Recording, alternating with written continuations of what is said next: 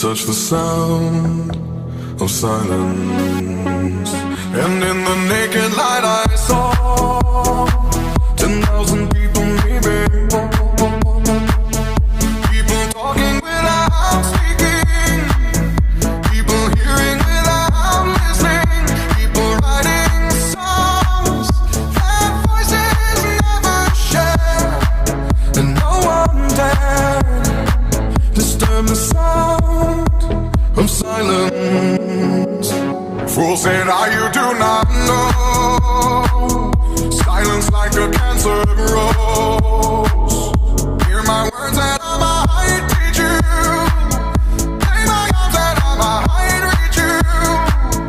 But my words, like silent raindrops, fell and echoed in the wells of silence.